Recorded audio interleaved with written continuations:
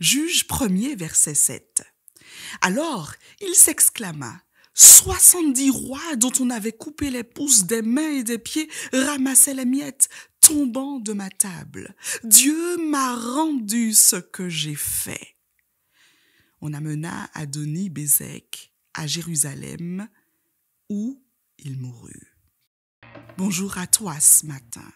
Je te propose de continuer à parcourir le livre des Juges afin d'en tirer des leçons matinales.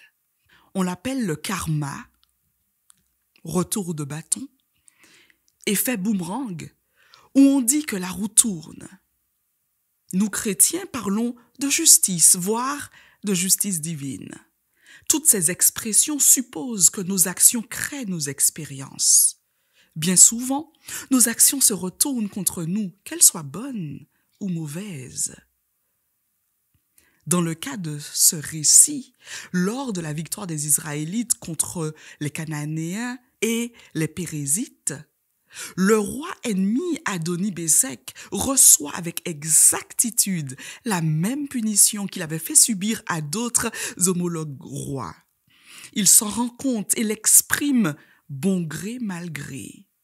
Il comprend ce qui lui arrive comme des représailles justifiées. En effet, il avait mutilé 70 autres rois, les privant de leurs pouces et orteils.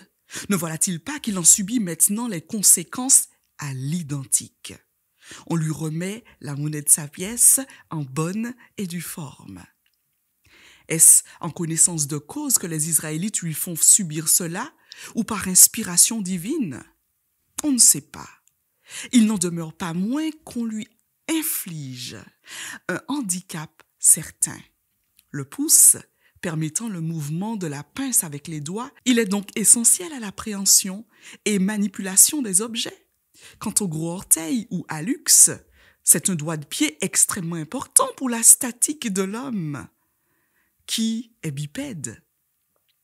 En tant que point d'appui avec les 5 orteils et le talon notamment. Ainsi, ce roi, va expérimenter pouce pour pouce.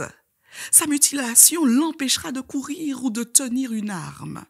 Le voilà donc inapte à la royauté.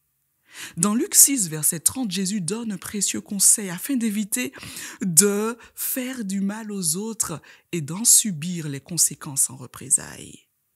Je te laisse sa déclaration comme conseil du jour.